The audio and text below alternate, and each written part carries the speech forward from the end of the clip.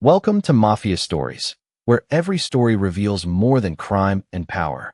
Here, you'll discover loyalty, betrayal, ambition, and the choices that shape a lifetime.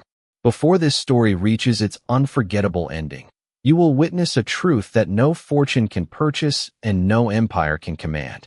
Sometimes, the strongest person inside a mansion is not the one who owns it, but the one who quietly chooses kindness when everyone else has surrendered to despair.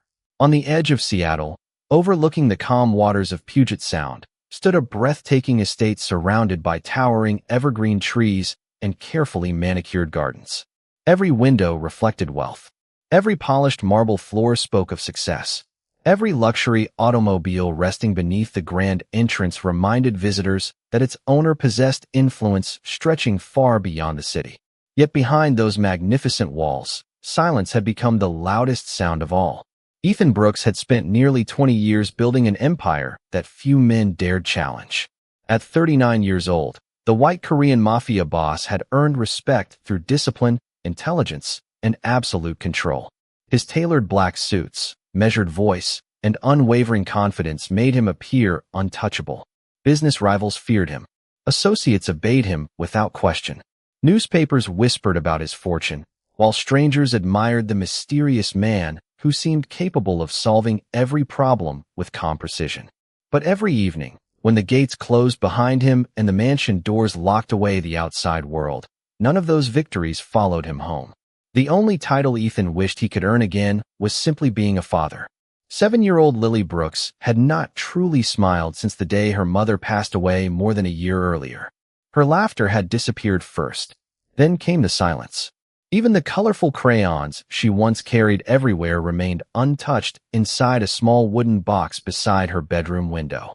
Doctors continued monitoring her fragile heart, reminding Ethan that medicine could only do so much. Her body needed treatment, but her spirit needed something even greater. Every specialist offered hope, wrapped inside careful words. Yet every night Ethan watched his daughter stare quietly through the bedroom window, as though she were waiting for someone who could never return. The mansion staff tried everything they could imagine. They organized birthday celebrations, brought toys, arranged music, and filled the house with beautiful decorations. Nothing reached Lily. One by one, caregivers resigned after realizing that kindness offered as a task could never replace kindness offered from the heart.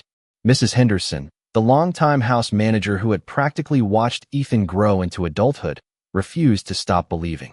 One rainy afternoon, she entered Ethan's office carrying a simple folder containing the final application for a housekeeping position. "There is one more candidate," she said gently. Ethan barely looked up from the stack of unfinished documents covering his desk. "If she is like the others, do not waste her time." Mrs. Henderson quietly smiled. "I believe she is different." A few minutes later, a woman wearing modest clothing stepped into the office with calm confidence. Naomi Carter, a 34-year-old Black Maid, carried no expensive resume and offered no impressive speeches. She simply looked around the silent office, noticed the small framed photograph of Lily smiling years earlier, and then turned her attention toward Ethan. Instead of asking about salary, working hours, or benefits, she asked only one question. "When was the last time your daughter truly smiled?" Ethan opened his mouth to answer, but no words came. He searched his memory, moving backward through birthdays, holidays, medical appointments, and lonely evenings until he realized he could not remember. The silence between them lasted only a few seconds, but it felt heavier than every business negotiation he had ever faced. Naomi lowered her eyes respectfully before speaking once more. "Then perhaps that is where we should begin." The following morning arrived beneath a blanket of gray clouds, and a gentle rain tapped against the tall windows of the Brooks estate. Naomi Carter stood quietly in the grand foyer, holding a small canvas bag that contained everything she needed for her first day of work. While the other employees hurried from one task to another, she did not begin by dusting shelves or polishing marble floors. Instead, she paused and listened. Every home had its own rhythm, and every family carried a story hidden between ordinary sounds. This house offered almost nothing except silence. Mrs. Henderson welcomed Naomi with a warm smile and explained the daily routine. Breakfast was served at 7. The gardeners arrived at 8. Tutors had been hired more than once, but never stayed for long. Doctors visited every Tuesday and Friday. Lily usually remained in her room overlooking the gardens and rarely spoke unless someone asked a direct question. Even then, her answers were often only a few words. Naomi thanked her, then asked if she could prepare Lily's breakfast herself. Mrs. Henderson looked surprised but agreed. Rather than arranging an elaborate meal, Naomi placed fresh blueberries beside warm oatmeal, added a slice of buttered toast, and poured a small glass of orange juice. She remembered how frightened children often trusted familiar comforts more than impressive displays. Carrying the tray upstairs, she gently knocked on Lily's bedroom door. There was no answer. After waiting a few moments, Naomi spoke softly. She did not ask Lily to eat. She did not tell her to open the door. She simply said, "Good morning. I brought breakfast, and I hope today gives you at least one reason to smile." The room remained quiet. Naomi carefully set the tray beside the door and walked away without disappointment. An hour later, when she returned, the empty bowl rested neatly on the tray. It was a tiny victory that no one else noticed. Throughout the afternoon, Naomi learned the house without making herself the center of attention. She folded blankets, watered plants, and organized books that had collected dust for months. While cleaning the family library, she discovered a shelf filled with children's picture books. Their pages looked almost untouched. She selected one about a little robin searching for spring after a long winter and placed it on a small table outside Lily's room without saying a word. That evening, Ethan returned from work expecting another report filled with concern and disappointment. Instead, Mrs. Henderson quietly informed him that Lily had finished her breakfast for the first time in weeks and had opened the bedroom door twice during the day. Ethan frowned in disbelief. "Did she speak?" he asked. "Only one sentence," Mrs. Henderson replied. She asked who left the bird book outside her door. Ethan stood silently, looking toward the staircase where warm light spilled into the hallway. For the first time in many months, the mansion did not feel quite as heavy. Somewhere upstairs, a little girl had become curious again, and curiosity was something grief had almost stolen forever. Naomi never mentioned what she had done because she believed kindness lost part of its beauty the moment it expected recognition. She simply prepared tomorrow's breakfast with the same quiet hope that healing often begins with moments so small they are almost invisible until they change everything. Over the next several days, the smallest changes began appearing inside the Brooks estate, so quietly that anyone looking for dramatic miracles would have missed them entirely. Every morning, Naomi prepared Lily's breakfast with the same gentle consistency, never changing the routine simply because progress seemed slow. Some days the little girl ate everything. Other days, she barely touched her food. Naomi never showed disappointment because she understood that healing did not move in straight lines. It moved one careful step at a time. Instead of filling the mansion with forced conversations, Naomi learned to respect silence without allowing it to become loneliness. She dusted the shelves while softly humming old lullabies that her own mother had once sung. She watered the roses outside Lily's window because she noticed the little girl occasionally watched the garden from behind the curtains. She left another picture book outside the bedroom door each afternoon, never asking whether Lily had read it. Then one afternoon, something unexpected happened. As Naomi returned to collect the previous day's book, she discovered it neatly placed outside the door with a folded sheet of paper resting on top. Curious, she opened it and found a simple drawing made with colored pencils. It showed a tiny robin sitting on a tree branch beneath a bright blue sky. In one corner, written in careful handwriting, were 4 words. The bird found spring. Naomi smiled to herself, carefully folded the drawing, and placed it inside her apron pocket without saying a single word. She knew the picture was not meant to impress anyone. It was simply a quiet sign that Lily had allowed a tiny piece of hope back into her heart. Later that evening, Ethan returned home earlier than usual after canceling a dinner meeting with several business associates. As he walked through the foyer, he noticed something that immediately caught his attention. Soft piano music floated through the hallway. He stopped walking. The instrument had remained untouched since his wife's passing. Following the melody, he reached the music room and looked inside. Lily sat quietly on the piano bench, slowly pressing familiar keys while Naomi stood several feet away pretending to organize books on a nearby shelf. She was not teaching. She was not encouraging. She was simply present, allowing Lily to choose the moment herself. Ethan watched without interrupting. The simple melody lasted less than a minute before Lily stopped playing, but it was the longest she had willingly interacted with the piano in over a year. As father and daughter shared a brief glance across the room, Lily offered something Ethan had almost forgotten existed. It was not a full smile. It lasted only a second. Yet the corners of her mouth lifted just enough to remind him of the cheerful little girl who used to race through these hallways laughing. That tiny expression reached deeper into Ethan's heart than any business victory ever had. That night he remained home instead of returning to his office after dinner. He helped Lily choose a bedtime story, awkwardly reading aloud while occasionally stumbling over funny character voices. Lily did not laugh, but she listened until the final page. Standing outside the partially open bedroom door, Naomi quietly watched a father rediscover the simple privilege of spending time with his daughter. She understood something Ethan had not yet realized. Sometimes children do not need someone to fix their broken hearts. They simply need someone patient enough to remind the people who love them how to come home again. By the beginning of the second week, the atmosphere inside the Brooks estate had begun to change in ways that could not be measured by doctors or explained by expensive treatments. The hallways still remained peaceful, but they no longer felt empty. Morning sunlight reached farther across the polished hardwood floors because the curtains were finally being opened again.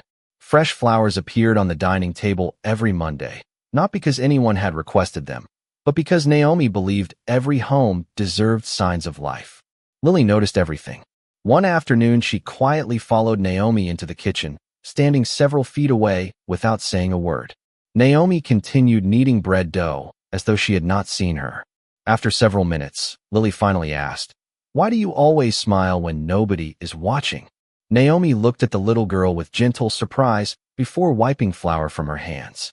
"Because happiness is easier to keep when you practice it every day," she answered softly. Lily thought about those words for a long moment before asking if she could help. Together, they shaped small dinner rolls that looked uneven and imperfect, yet Naomi praised each one as though it belonged in the finest bakery in Seattle. When dinner was served that evening, Ethan immediately noticed the unusual shapes resting inside the breadbasket. Lily lowered her eyes, uncertain whether her father would laugh.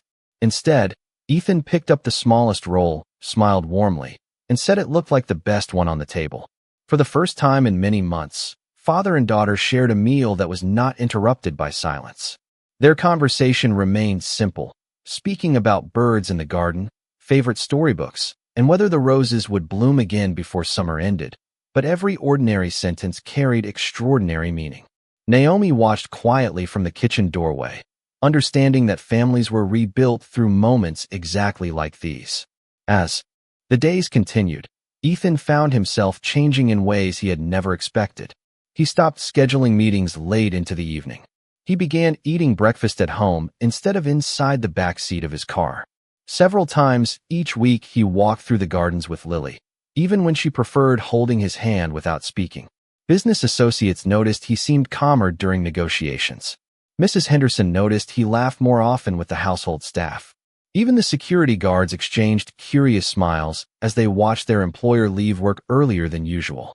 One rainy Saturday afternoon, Ethan discovered Naomi sitting on the covered back porch helping Lily paint a small wooden birdhouse. Bright blue paint covered the little girl's fingertips, and tiny drops had landed across Naomi's apron. Neither of them seemed concerned. Lily looked up as Ethan approached and proudly held out the unfinished birdhouse. "This one is for the robin," she said. Ethan carefully accepted it, as though it were the most valuable gift he had ever received. Looking from his daughter to Naomi, he realized something that unsettled him in the gentlest possible way. Naomi had never tried to replace anyone. She had never asked for appreciation, authority, or recognition. She had simply filled empty spaces with patience until love found the courage to return on its own. Standing beneath the soft sound of falling rain, Ethan understood that the greatest changes inside his home had begun with someone who expected nothing in return, and for the first time since losing his wife, hope no longer felt like a memory. It felt like something quietly waiting just beyond tomorrow. Nearly 3 weeks had passed since Naomi first walked through the front doors of the Brooks estate, and by then even the smallest routines had begun carrying quiet meaning. Every Tuesday afternoon, after Lily finished her lessons, she and Naomi spent an hour in the family library choosing books to read together. It became their favorite tradition because there were no schedules, no medical appointments, and no expectations waiting inside those shelves. There were only stories, imagination, and the comforting feeling that tomorrow might hold something worth looking forward to. On one cool autumn afternoon, sunlight poured through the tall windows as Naomi carefully dusted the highest bookshelf using a small wooden ladder. Ethan had unexpectedly returned home early after a meeting ended ahead of schedule. Hoping to surprise Lily with a walk through the gardens, he stepped into the library just as Naomi reached for another book. As she climbed down, a small photograph slipped from the pocket of her apron and floated gently onto the hardwood floor. Naomi did not notice. Ethan bent down to pick it up, expecting an ordinary family picture. Instead, he froze. The photograph showed Naomi sitting on a park bench with a smiling little girl who appeared to be about 7 years old. The child held a colorful pinwheel while leaning against Naomi with complete trust. Written neatly across the bottom in faded blue ink were the words, "Grace, Spring Picnic, age 7. Ethan looked from the picture toward Naomi, who had finally realized what had happened. For the first time since arriving at the estate, the calm confidence that usually rested in her eyes quietly disappeared. She walked toward him slowly and accepted the photograph with both hands, gently brushing away a speck of dust before placing it against her heart. Ethan noticed something else. Around the edges, the picture had become soft from years of being held, folded, and carried. It was not simply a memory. It was something Naomi refused to leave behind. He spoke carefully, almost afraid to disturb whatever story lived inside that worn photograph. "Your daughter?" Naomi nodded. For several long seconds, she remained silent, gathering the strength to answer. Her name was Grace, she finally said. She loved birds, picture books, and blueberry pancakes on Saturday mornings. Ethan listened without interrupting. Naomi smiled gently at the photograph, but there was an unmistakable sadness beneath that smile, the kind that had learned to live quietly instead of disappearing. She was born with a heart condition, Naomi continued. Every day with her felt like a gift. She taught me that children measure love very differently from adults. They do not remember expensive presents. They remember who stayed beside them when they were afraid. The room became still. Ethan suddenly understood why Naomi always knew exactly how to comfort Lily without forcing conversations or demanding progress. She had walked this difficult road before. Her kindness had never come from training alone. It had been shaped by a mother's love, strengthened by unimaginable loss, and preserved through quiet compassion. At that very moment, neither of them realized that the library door had remained slightly open. Standing silently in the hallway, hidden from view, Lily had heard every word. Clutching the Robin storybook Naomi had given her weeks earlier, she looked down at the smiling little girl in the photograph from where she stood and whispered so softly that no one inside the room could hear. Grace was lucky to have her. The conversation in the library quietly changed something that neither Ethan nor Naomi could pretend had never happened. Although neither of them spoke about Grace again for several days, her memory remained present in every thoughtful glance and every gentle act of kindness that filled the Brooks estate. Ethan no longer saw Naomi simply as the woman who had helped his daughter smile again. He now understood that every patient word she offered Lily had first been spoken to another little girl whose life had forever shaped her own. That realization humbled him in ways years of success never had. The following week, the first cool winds of late autumn swept across Seattle, scattering golden leaves throughout the gardens surrounding the estate. Lily had grown stronger with each passing day and asked if she could help Naomi collect the colorful leaves for an art project.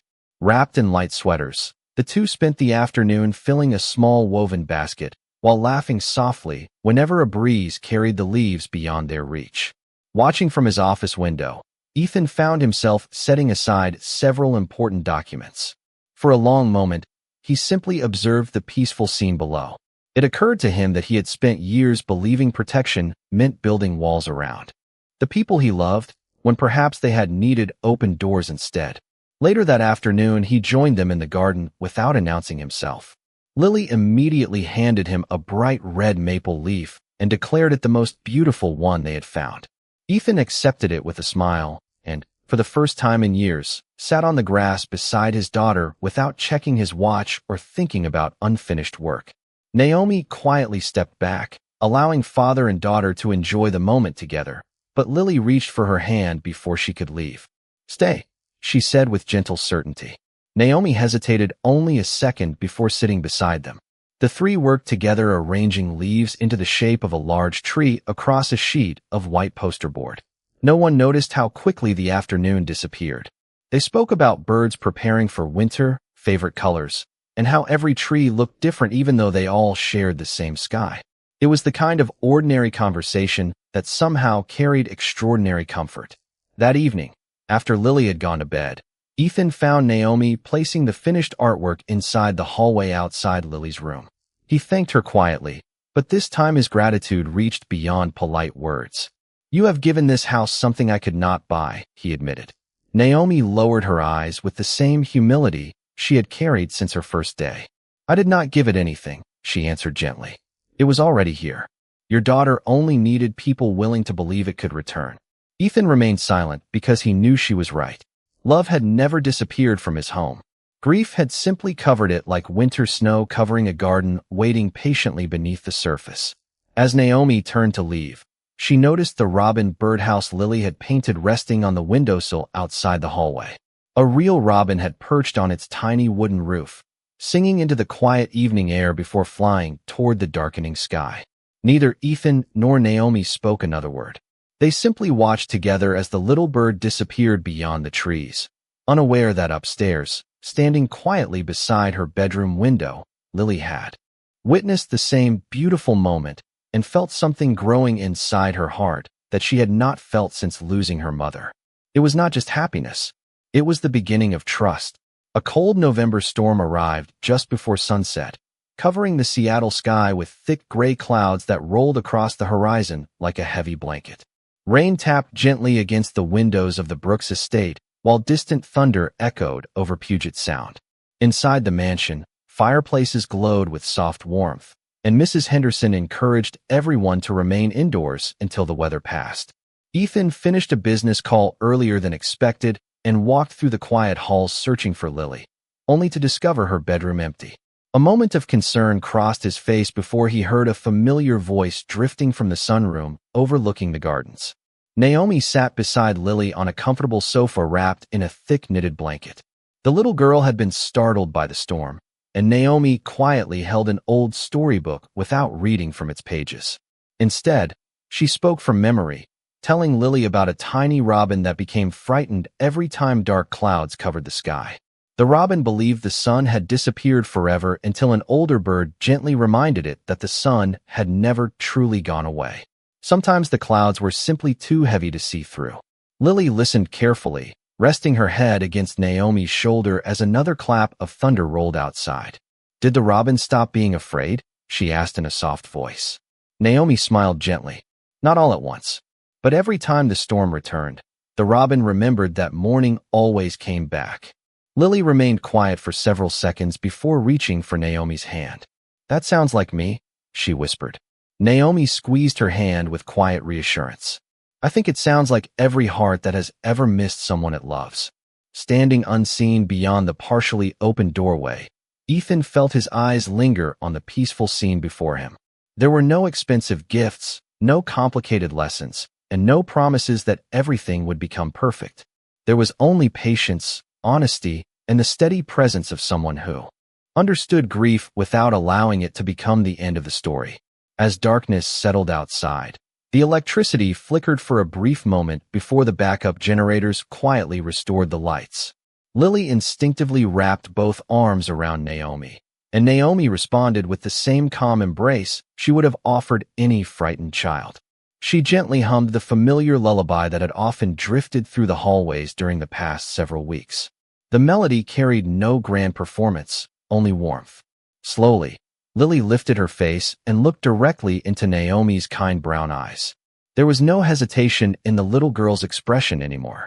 There was only trust, gratitude, and a longing that had lived silently inside her heart for far too long. In a voice barely louder than the falling rain, she whispered one simple word. "Mommy." Time seemed to stand perfectly still. Naomi's gentle smile disappeared as tears quietly gathered in her eyes. She did not correct Lily. She did not encourage the word or repeat it. She simply held the little girl a little closer while emotion softened every feature of her face. Ethan remained frozen in the hallway, unable to move or speak. He realized that Lily was not trying to replace the mother she had lost. She was giving a lonely woman who had once believed she would never hear that precious word again, the greatest gift a child could ever offer. Outside, the storm slowly drifted away, and somewhere beyond the clouds, the first faint stars began appearing above the quiet city. The morning after the storm felt different in ways that no one inside the Brooks estate could fully explain. Sunlight streamed through the tall windows, reflecting across the polished floors with a warmth that had been missing for far too long. Lily woke earlier than usual and walked downstairs carrying the Robin storybook beneath one arm. When Naomi greeted her with breakfast, the little girl smiled naturally, as though the words she had whispered the night before had quietly lifted a weight from her heart. Naomi never mentioned it. She poured a glass of orange juice, placed fresh blueberries beside warm pancakes, and spoke with the same gentle kindness she had shown since her first day. Ethan watched from the opposite end of the dining room, realizing that genuine love never demanded acknowledgement. It simply continued showing up every day. As the weeks passed, the changes became impossible to ignore. Lily laughed more often. She painted colorful pictures that filled the refrigerator door in the kitchen. She asked to help Naomi bake cookies on Saturday afternoons and eagerly waited for Ethan to return home so they could eat dinner together. Even her doctors noticed steady improvement during her regular appointments. They explained that while medical treatment remained important, emotional well-being often played a meaningful role in a child's recovery. Ethan quietly thanked them, but deep inside he already knew where the greatest healing had begun. One quiet evening, after Lily had fallen asleep, Ethan invited Naomi into the family library. The fireplace glowed softly, casting warm light across shelves that no longer seemed forgotten. For a few moments, neither of them spoke. Finally, Ethan placed a simple folder on the table between them. Naomi looked at it with quiet curiosity, but made no move to open it. Ethan took a slow breath before speaking. "When you came here, I hired you to take care of my house," he said. "I believed I needed someone to keep everything organized. I was wrong." Naomi listened silently. Ethan continued, his voice carrying more honesty than authority. "You restored something this family thought it had lost forever. You gave my daughter hope without asking for recognition. You reminded me how to become the father I should have been all along." Naomi lowered her eyes, humbled by his words. Ethan gently pushed the folder toward her. Inside was a new employment agreement, but it looked very different from the first one she had signed. It included a permanent position, a private cottage on the estate if she ever wished to use it, continuing education benefits should she decide to return to pediatric nursing, and one final handwritten note attached to the last page. It simply read, "Thank you for helping us find our way home." Naomi quietly closed the folder as tears gathered in her eyes. She had accepted many jobs throughout her life, but none had ever offered something so much greater than financial security. For the first time since losing Grace, she felt that someone had seen not only the work she performed, but also the love she still carried inside her heart. At that very moment, small footsteps echoed across the hallway. Lily appeared in the library doorway wearing soft pajamas and holding her favorite blanket. Sleepily rubbing her eyes, she walked directly to Naomi, wrapped her arms around her waist, and smiled up at Ethan. "I knew she would stay," she said with complete certainty. Ethan smiled back, understanding that some of life's most important decisions are not written on contracts or measured by titles. They are quietly confirmed by the peaceful heart of a child who finally feels safe enough to call a place home. By the time December arrived, the Brooks estate no longer felt like a place where grief quietly lingered behind every closed door. Soft Christmas lights wrapped around the evergreens lining the driveway, wreaths decorated the windows, and the warm scent of cinnamon and fresh pine drifted through every hallway. For the first time in years, laughter had become part of the home's daily rhythm. Lily insisted on helping decorate the enormous Christmas tree standing in the center of the great room. She carefully placed handmade ornaments beside sparkling glass ones, explaining that the homemade decorations were more important because they carried memories instead of price tags. Naomi smiled as she helped untangle strings of lights, while Ethan stood nearby holding the ladder, realizing he had spent much of his life collecting valuable things without understanding that the most precious treasures could never be purchased. A few days before Christmas, Lily invited Naomi and Ethan into the sunroom after school because she had been working on a surprise. Sitting on a small easel was a painting she had finished entirely by herself. It showed three figures standing beneath a bright blue sky beside a little wooden birdhouse with a robin resting on its roof. Above them, she had painted a single golden sunrise breaking through gray clouds. At the bottom of the canvas, in careful handwriting, were the words, "Love always finds its way home." Ethan felt emotion rise quietly inside him as he studied the picture. Naomi gently covered her mouth, her eyes filling with grateful tears. Lily smiled proudly and pointed toward a tiny corner of the painting where another small bird appeared to be flying peacefully through the sky. "That is Grace," she explained softly. "She is still part of the picture because people we love never stop belonging in our hearts." Naomi knelt beside Lily and embraced her with quiet gratitude. In that simple moment, she realized that Grace's memory had never been replaced. Instead, it had become a bridge that allowed another child to feel understood, protected, and deeply loved. On Christmas morning, the family gathered beside the fireplace before opening a single present. Lily handed Naomi a carefully wrapped package tied with a bright red ribbon. Inside was a wooden picture frame she had painted herself. The photograph already placed inside showed the three of them smiling together in the garden beside the robin birdhouse. Across the bottom of the frame, Lily had written one sentence in neat blue letters.